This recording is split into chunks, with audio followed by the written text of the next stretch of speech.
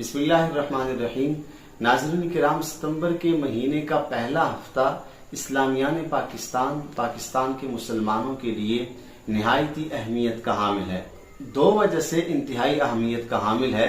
Number ایک، 6 ستمبر 1965 کو بھارت نے پاکستان کی بین الاقوامی سرحدوں کو کراس کرتے ہوئے اور پامال کرتے ہوئے حملہ کیا، اور اس ارادے سے کیا کہ ہم ناشتہ جا کے لاہور میں کریں گے۔ آپ سب کے علم میں ہے، پاکستانی افواج نے پاکستانی قوم کی مدد کے ساتھ ہندوستان کے کافروں کا، ان کے فوجیوں کا مقابلہ کیا اور انہیں شکست سے دوچار کیا۔ دوسری وجہ یہ ہے کہ 7 ستمبر 1974 کو پاکستان کی قومی اسمبلی نے اور اسی طرح سینٹ نے ایک بل پاس کیا تمام مسلمانان پاکستان کے اتفاق کے ساتھ کہ رحمت عالم صلی اللہ علیہ وسلم حضرت محمد مصطفیٰ صلی اللہ علیہ وسلم آخری نبی ہیں، آپ کے بعد کسی قسم کا کوئی نبی نہیں آئے گا۔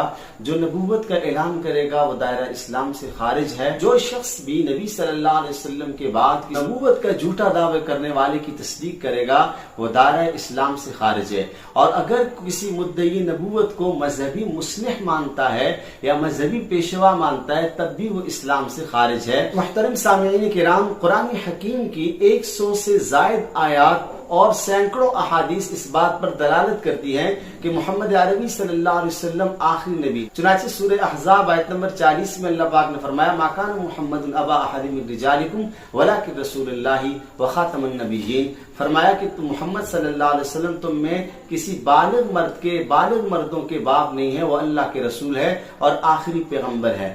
اور یہاں ایک بات یاد رکھیں کہ 143 احادیث ایسی ہیں جن میں واضح صراحت کے ساتھ یہ الفاظ آئے ہیں کہ نبی صلی اللہ علیہ وسلم خاتم النبیین ہیں، اور 136 احادیث ایسی ہیں جن میں لا نبی یا بعدی کے الفاظ آئے ہیں کہ نبی صلی اللہ علیہ وسلم نے فرمایا میرے بعد کوئی نبی نہیں ہے۔ چنانچہ جامع ترمذی حدیث نمبر 2272 ہے، نبی صلی اللہ علیہ وسلم نے فرمایا ان الرسالۃ والنبوۃ قد انقطعت فلا رسول بعدی ولا نبی بعدی، نبی صلی اللہ علیہ وسلم نے فرمایا بے شک رسالت و نبوت ختم ہو چکی ہے، میرے بعد نہ کوئی رسول ہے اور نہ کوئی نبی ہے۔ اور اسی کے ساتھ ساتھ نبی صلی اللہ علیہ وسلم نے ایک مرتبہ حضرت علی رضی اللہ تعالیٰ سے فرمایا انت منی بمنزلۃ ہارون، آپ میرے لیے ہارون علیہ السلام کی طرح ہے، الا انہ لا نبی بعدی، مگر بات یہ ہے کہ میرے بعد کوئی نبی نہیں آئے گا۔ اسی طرح ایک موقع پر حضرت عمر فاروق رضی اللہ تعالیٰ کے حوالے سے فرمایا اگر میرے بعد کوئی پیغمبر ہوتا تو وہ عمر فاروق رضی اللہ تعالیٰ عنہ ہوتے۔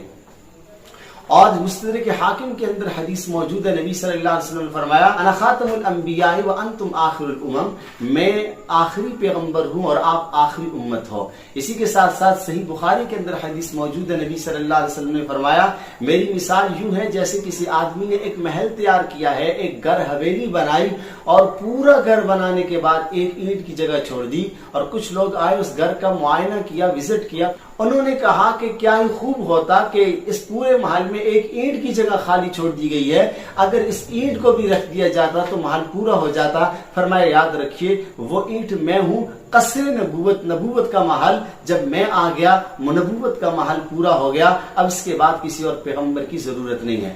محترم ناظرین کرام، نبی صلی اللہ علیہ وسلم کا دیا ہوا درس، قرآن حکیم کا دیا ہوا درس صحابہ کرام کے دل کی تختی پر نقش تھا۔ یہی وجہ ہے کہ صحابہ کرام نے کسی بھی مدعی نبوت کے ساتھ کوئی کمپرومائز نہیں کی۔ چنانچہ آپ دیکھتے ہیں مسلمہ کذاب نے نبوت کا دعویٰ کیا، وہ مسلمانوں کی طرح حج کرتا تھا، عمرہ کرتا تھا، قرآن پڑھتا تھا، مسلمانوں کے قبلے کی طرف منہ کر کے نماز پڑھتا تھا، لیکن نبی صلی اللہ علیہ وسلم کو آخری نبی نہیں مانتا تھا بلکہ نبوت کا اس نے دعویٰ کیا۔ صحابہ کرام نے خالد بن ولید رضی اللہ تعالیٰ عنہ کی سرپرستی میں اس کے خلاف جہاد کیا، اور آپ کے علم میں ہے کہ نبی صلی اللہ علیہ وسلم کی 27 جنگوں میں اتنے صحابہ شہید نہیں ہوئے جتنے ایک جنگ میں مسلمہ کذاب کے خلاف 1200 صحابہ کرام شہید ہوئے، 28,000 کفار کو ختم نبوت کے منکرین کو واصل جہنم کیا ہے۔ محترم ناظرین، صحابہ کرام کے بعد تابعین، اور آج تک کبھی بھی مسلمانوں نے ختم نبوت کے عقیدے پر کمپرومائز نہیں کیا اور کسی مدعی نبوت کو اگنور نہیں کیا۔ اور نبی صلی اللہ علیہ وسلم نے پیشین گوئی پہلے سے کر دی تھی کہ میرے بعد نبوت کا اعلان کرنے والے آئیں گے. چنانچہ نبی صلی اللہ علیہ وسلم نے فرمایا سیکون فی امتی 30 کذابون، میری امت میں 30 نبوت کے جھوٹے دعوے دار آئیں گے، ہر ایک یہ دعویٰ کرے گا کہ میں پیغمبر ہوں، سو یاد رہے میرے بعد کوئی نبی نہیں آئے گا. چنانچہ آج سے 100 سال پہلے ہندوستان کی سرزمین پر مرزا غلام احمد قادیانی نامی آدمی کو انگریز نے جھوٹا پیغمبر بنا کر یہاں بھیجا. آپ کے علم میں ہے کہ نبوت تو اللہ کی طرف سے ملتی ہے، لیکن مرزا غلام احمد قادیانی کو انگریز نے لانچ کیا تاکہ مسلمانوں کے ایمان کے ساتھ کھلواڑ کر سکے. مرزا غلام احمد قادیانی کو جب انگریز نے میدان میں اتارا، اس نے اپنے آپ کو ایک اسلامی اسکالر باور کرایا، ایک عالم دین باور کرایا.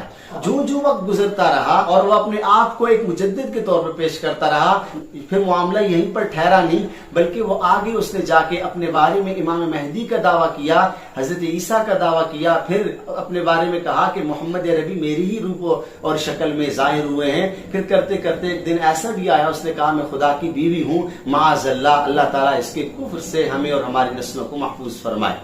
اس کی سرکوبی کے لیے علماء میدان میں آئے.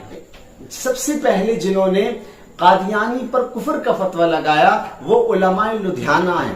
پھر ہندوستان کے دیگر شہروں کے علماء نے اس کے خلاف تحریک نکالی اور کفر کا فتویٰ لگایا ہے.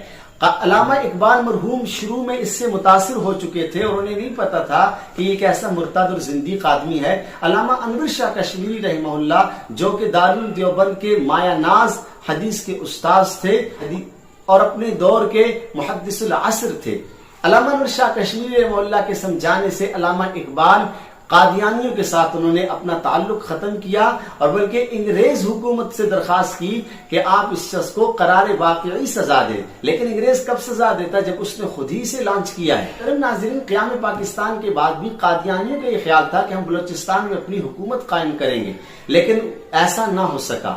پھر آپ کے ذہن میں ہے کہ سن 1970 کے جو انتخابات ہیں اس میں قادیانیوں نے بائیں بازو کی پارٹیوں کی حمایت کی.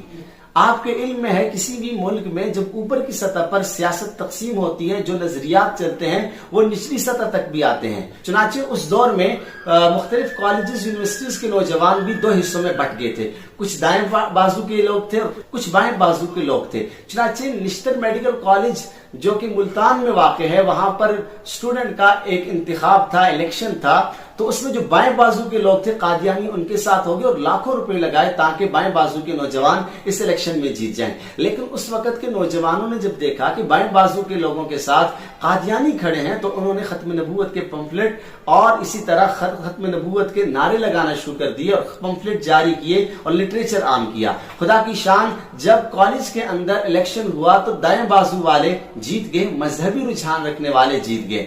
لیکن جب یہ نوجوان جیتے، آپ کے علم میں ہے کہ کالج یونیورسٹیز کے نوجوان پھر سیر و تفریح کے لیے جاتے ہیں، انہوں نے سوات جانے کا ارادہ کیا. مرزا ناصر کی سرپرستی میں ہزاروں قادیانیوں نے ایک پلان بنایا کہ ان بچوں نوجوانوں پر حملہ کیا جائے. چنانچہ ایسا ہوا کہ نوجوانوں پر حملہ کیا گیا اور اتنا ظالمانہ حملہ کیا گیا کہ کسی نوجوان کا سر ٹوٹا ہوا ہے، کسی کی آنکھ نگلی ہوئی ہے، کسی کا کان کاٹا ہوا ہے، کسی کا ناک توڑا ہوا ہے، کسی کے بازو توڑ کے رکھے ہیں، کسی کی کمر توڑ کے رکھی ہے. لہو لہان، لہو سے لت پت یہ نوجوان تھے. چنانچہ اس وقت مولانا تاج صاحب ہوا کرتے تھے جو کہ فیصلہ آباد سے تعلق رکھتے تھے.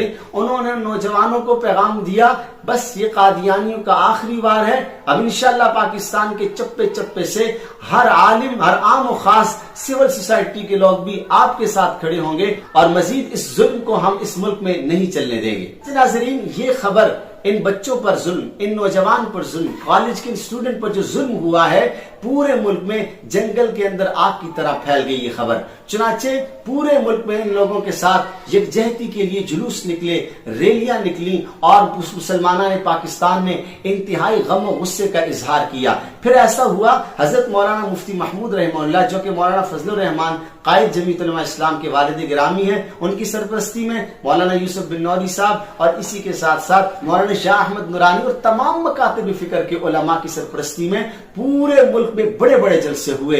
راولپنڈی میں ہوا، لاہور میں ہوا، کراچی میں ہوا ملک کے کونے کونے میں ہوئے، یہاں تک کہ اس وقت کے وزیر اعظم ذوالفقار علی بھٹو کو مجبور کیا گیا کہ قادیانیوں کے خلاف قانون سازی ہونی چاہیے۔ لیکن آپ جانتے ہیں کہ کسی بھی ملک میں کسی بھی اقلیت کے بارے میں، کسی بھی ملک میں کسی کمیونٹی کے خلاف یا ان کے بارے میں کوئی قانون بنتا ہے تو سب سے پہلے اس کمیونٹی سے پوچھا جاتا ہے، اس کے افکار و نظریات ان سے سنے جاتے ہیں۔ چنانچہ یہی ہوا کہ ہماری قومی اسمبلی نے یہ انصاف کا مظاہرہ کیا اور مرزا ناصر کے لیے رول پاس کیا اور اس کو اسمبلی میں لائے۔ مرزا ناصر کو 11 دن موقع دیا اور 11 دن اس کے ساتھ ڈیبیٹ ہوئی، اور عقیدہ ختم نبوت کے لیے قومی اسمبلی میں جو ہستی گفتگو کر رہی تھی اسے دنیا مفتی محمود صاحب رحمہ اللہ کے نام سے جانتی ہے۔ یہ وہ مفتی محمود رحمہ اللہ ہیں جنہوں نے سیاست کے دوران 90,000 فتاوی بھی جاری کیے۔ آپ علم کے آفتاب و ماہتاب تھے۔ مفتی محمود رحمہ اللہ نے قادیانیت کے ایک ایک کفر کو آشکارا کیا اور مرزا ناصر کو بھری مجلس میں پوری قومی اسمبلی کے سامنے، تمام پورے پاکستان کے مسلمانوں کے سامنے ان کی کفر کو آشکارا کیا اور لاجواب کیا۔ چنانچہ پھر ایک دن ایسا بھی آیا 7 ستمبر 1974 کو رات 8 بجے ریڈیو پاکستان نے یہ خبر نشر کی کہ پاکستان میں یہ قانون پاس ہو چکا ہے۔ پاکستان کی قومی اسمبلی نے اور سینٹ نے متفقہ طور پر یہ قانون پاس کیا ہے کہ محمد عربی صلی اللہ علیہ وسلم آخری نبی ہیں، آپ کے بعد کوئی نبی نہیں، جو دعویٰ کرے گا وہ کافر ہے اور جو اسے مانے گا وہ بھی کافر ہے۔ قادیانیوں کے لیے مسلمانوں کا نام یوز نہیں کر سکتے، مسلمانوں کی عبادت گاہوں کو استعمال نہیں کر سکتے، مسلمانوں کی شاعر کو اپنا نہیں سکتے۔ لیکن ناظرین کرام، جب یہ قانون پاس ہوا، آپ یقین جانیے اس وقت کی آپ اگر ہسٹری پڑھیں تو لوگوں کے اندر ایک خوشی کی لہر دوڑ گئی، لوگ گھروں سے باہر نکلے اور شکرانے کے نفل ادا کیے، مٹھائیاں اور شیرینیاں تقسیم کی ہیں۔ لیکن آخری بات جو آپ سے کرنا چاہتا ہوں، قادیانیوں کے خلاف جب یہ قانون پاس ہوا، وہ دن اور آج کا دن قادیانی سکھ اور آرام سے نہیں بیٹھے۔ انہوں نے قادیانیت کو عام کرنے کے لیے پاکستان میں جال بچھائے، اور نہ صرف پاکستان میں، پورے ورلڈ میں منظم ہو کر قادیانیت کو فروغ دے رہے ہیں۔ اور یہ جو قانون کے ان کے خلاف بنا ہے، اس قانون کو ختم کرنے کے لیے ہر وقت تلے ہوئے ہیں۔ اور آپ کے علم میں ہے کہ قادیانیت کے خلاف کام کرنے والے مفتی محمود صاحب تھے اسمبلی میں، اور اسمبلی کے ذریعے ان کو اقلیت قرار دیا گیا۔ وہ دن اور آج کا دن قادیانی مسلمانوں میں ایک وسوسہ چھوڑتے ہیں، علماء کی سیاست میں کوئی جگہ نہیں ہے، علماء کا سیاست کے ساتھ کوئی تعلق نہیں ہے، علماء سیاست نہ کریں، صرف نمازوں تک محدود رہیں، کیونکہ انہیں علماء کے کاز کا، مشن کا، فکر کا، تدبر کا علم ہے، اس لیے وہ مولوی کو سیاست میں نہیں دیکھنا چاہتے۔ اور یہ وجہ ہے کہ ہمارے سادہ لوگ عوام بھی علماء کو پالیٹکس کے اعتبار سے نہیں دیکھنا چاہتے۔ اس لیے ناظرین کرام، کبھی بھی غلطی سے یہ جملہ اپنی زبانوں پہ نہیں لانا چاہیے کہ علماء کا سیاست میں کیا کام ہے۔ بہرحال میں عرض کر رہا ہوں کہ قادیانی سکھ چین سے نہیں بیٹھے۔ یہی وجہ ہے کہ ایک رپورٹ کے مطابق جو 2-3 سال پہلے نشر ہوئی کہ سالانہ 10,000 کے قریب نوجوان ہیں جو اس وقت قادیانی ہو رہا ہے، اور یہ سارے قادیانی لابی یہ کام کر رہی ہے۔ میری آپ تمام حضرات سے دستوستہ یہ گزارش ہے، اپنے گلی محلے میں، اپنے بچوں میں، اپنے رشتہ داروں میں، اپنے دوست احباب میں اس پیغام کو عام کیا جائے۔ محمد عربی صلی اللہ علیہ وسلم آخری پیغمبر ہیں اور آپ کے بعد کوئی نبی نہیں آئے گا، اور اس قانون کو ہم انشاءاللہ محفوظ رکھیں گے، اور ہم ختم نبوت کے قانون کی ہمیشہ پہرہ داری کرتے رہیں گے اور اس پر پہرا دیتے رہیں گے۔ رب العالمین سے دعا ہے اللہ تعالی ہم سب کو عقیدہ ختم نبوت کے کاز مشن کے لیے دامے درمے قدمے سکھنے کام کرنے کی توفیق عطا فرمائے۔ بہت بہت شکریہ۔